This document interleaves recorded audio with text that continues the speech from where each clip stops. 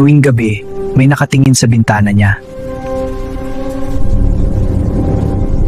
Akala niya imahinasyon lang iyon.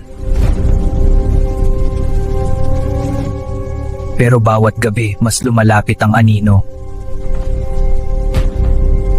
Hanggang isang gabi, wala na siyang nakita sa labas. Wala na! Dahan-dahang bumukas ang bintana. May malamig na hangin na pumasok sa kwarto.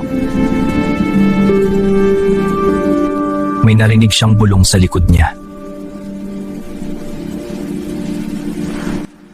Paglingon niya, siya na pala ang nasa bintana.